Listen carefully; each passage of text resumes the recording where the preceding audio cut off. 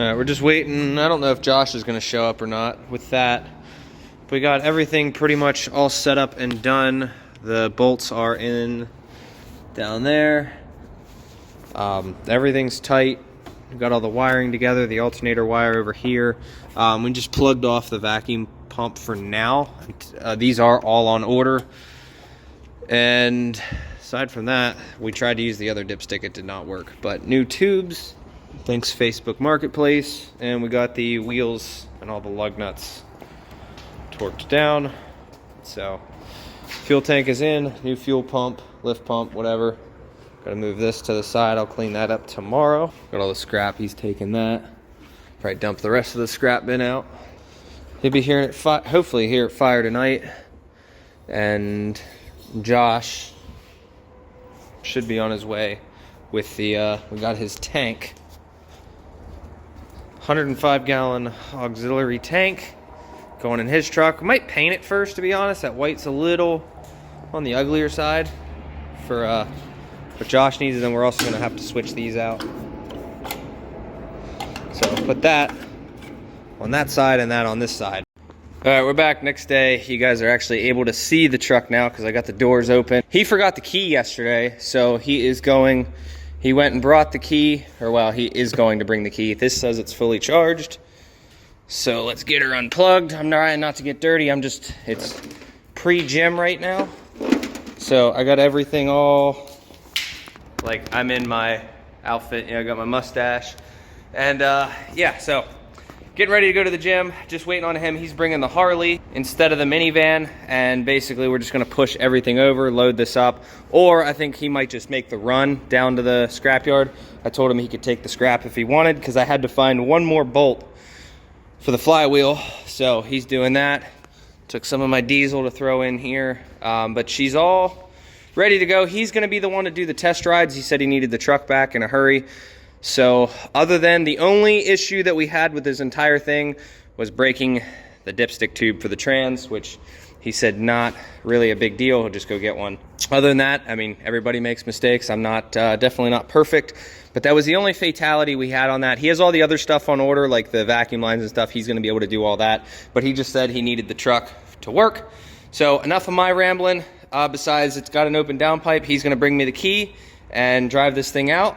So we're gonna do a quick bump just to get the fuel pressure going because it's not gonna start right away. Let's hope. This engine ran good before, so. What the hell is that? Oh, there we go. It just had to get set in place, that's all. Was that starter good before? Yeah. I'm not. One more time. There we go. All right, we're getting a haze over there. That's a good sign. All right, we got fuel from number 5. We'll tighten that up. Now we'll try to get fuel from number 1. There is steam and smoke over here coming from under the truck, so that's a good sign. All right, whenever you're ready. All right. Let's tighten that one up. I don't see any fuel yet, but it's getting there.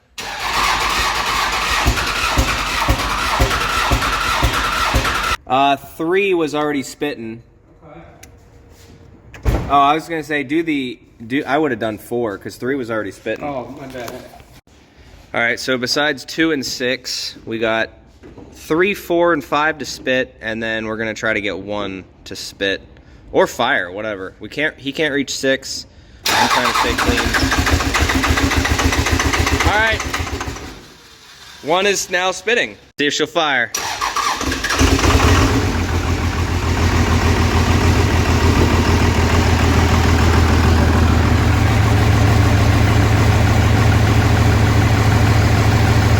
All that fuel dripping.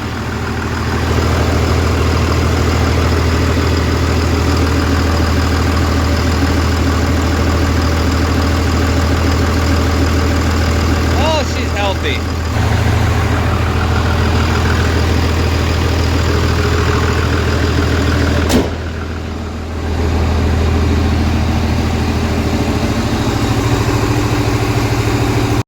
All right, so she runs.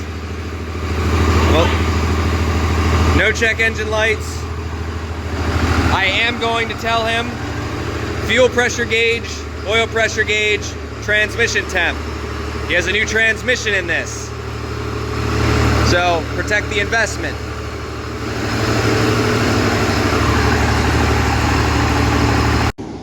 So we just need to bleed the brakes and the power steering system. Not the brakes themselves, but the power steering, because they control the brakes and whatnot. So we're working on cleaning up the mess because I got to bring in the next project and then Josh's project over here. So we're gonna do that. He's gonna head to the scrap yard and basically all of that, and possibly some of the pieces down in here. That's gonna work out pretty good. And then you'll see Josh's truck. But I think you guys are gonna like the next project, which is gonna have its own dedicated videos, because that truck specifically has a lot of money in it, and we're gonna do dedicated videos on it to kind of like showcase what was done and value and this and that. So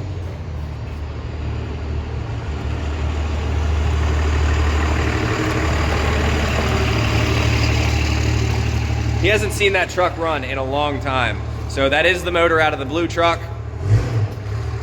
That was his baby at one point, but is now destroyed in the scrapyard. The only thing left is these wheels. Everybody hits me up about them, but nobody wants them. All right, she's running. He's taking all the scrap to go get him some fuel money. Definitely a smoky 24 valve. I didn't see any leaks. The only thing was a little bit of fuel, and it's kind of mixing with the oil, but you can see it's fuel.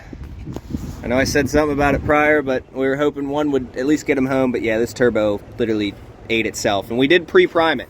I put lubricant down there, and then between the whole time cranking and getting fluid in there, it's got plenty of fluid, but yeah. It's a shot. Yeah. I ran it without an air filter for a very long time, so it's no surprise. It sounded like a torque converter bolt. Oh, dude, but it was intermittent. That's why I said it can't be that. Yeah. It's the bearing sound. That's all right. Yeah, turbos. You called it before it was even going to be. You said this is one of the things that could be wrong. The rear main, you knew. So it's all right. Yeah. Blame it on Josh. Put it on his tab. It's Josh, it's all your fault. I know you're watching this video. We're going to take the turbo off Josh's truck and put it on here. Oh, I wish I had a spare, because I've sold all the spares that I have. All right, we're gonna look for a whole new turbo and manifold. I cleaned that manifold out as best as I possibly could, get all the chunks and shit out. We knew the turbo was questionable. We knew the manifold was questionable. It was the better of the two manifolds, but just doing what I'm told to do, and this is one of those things. I would not do this for another customer. So we're gonna go find a used turbo and manifold for his truck. Keep in mind, this is he's on a budget, all right? Can't just be buying new stuff. As much as I can recommend it, I can't force somebody to go buy new stuff. It all costs money. It's just at the end of the day, half of you guys that say, hey, you should just buy new, it's like a lot of you guys were struggling at one point too, so just keep that in mind. We're gonna get him taken care of though. We're just gonna throw the new turbo on it. I'm not gonna charge him extra for doing the turbo, but at the same time, he does, he was warned before, but I'm gonna work with him and whatnot. So we're gonna get that new turbo and manifold on, and then he's gonna be able to drive it home. But in the meantime, if any of you guys have an HY35 laying around or HX35 with the manifold, I told him 100% if we're going to do this again, I definitely want at least a good manifold that didn't shoot a piston out the exhaust. And the other one was so warped, unfortunately, I can only do what I'm told to do. But guys, like I said, keep in mind, everybody's got a budget.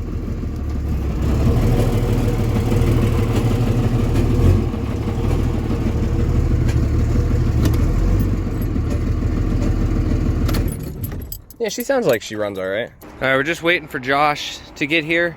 So what we're gonna do is we're gonna bring the other one down and bring it into the shop. And then this one, I locked it. I'm gonna move to the up there.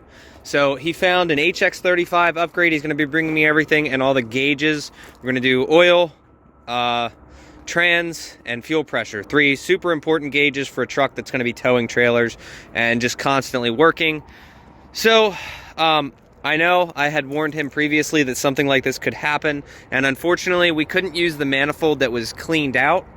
So he said clean the other manifold out as good as I could, which obviously I can only do so much. But this manifold, I actually don't even know. Oh, right here. So this manifold is super warped, and this hole on the end is super wallowed out. I've actually run into it before, where you cannot put this manifold back on. So this manifold we're actually going to just throw right in the scrap pile. It's unfortunately not going to be savable. It's too shrunken. So not only did I have him go and just find a turbo, I said make sure you get a manifold too, because I don't want to do this again. When he comes to pick up this truck next time, I want it done and out of here, all good. I did tell him I will since it's only going to take me an hour to do the turbo, it's not hurting me. I don't need to charge any extra for it.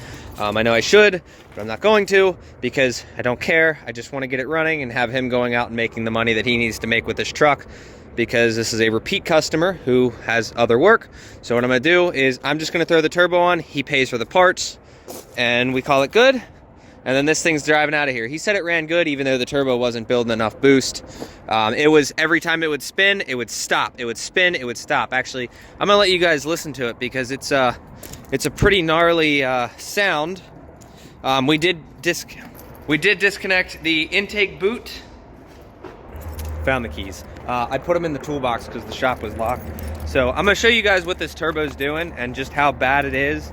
And it chewed itself up pretty quick. We actually thought it was the torque converter bolts at first, which he even watched me tighten every one of the torque converter bolts and do all that. So for him to drive it back, that way we weren't blowing oil, which it doesn't look like it was yet, but just so that it wasn't burning oil, check this thing out.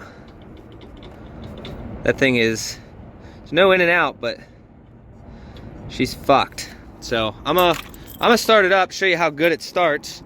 But then listen to this turbo. Not that it's hurting anything anymore because the boot's disconnected. This thing fires up very well, or at least it did. Listen to that.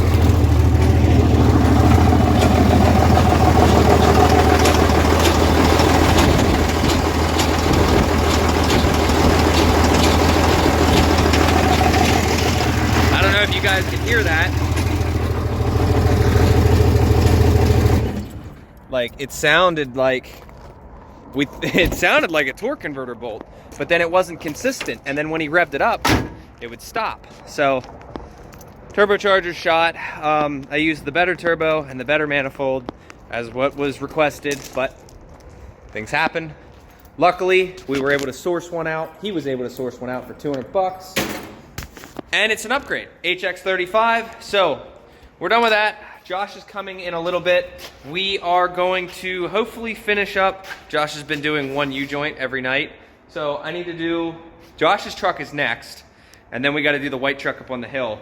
So we gotta do rails, fuel tank over there, and one more U-joint and a carrier bearing. And then we're gonna take that drive shaft out and go get it swapped out. So don't know how long this video is at this point, but I'm gonna check it. If it's too long, we're gonna just do a completely separate video on Josh's truck. Start getting that stuff ready because this thing is gonna be Hotshot ready.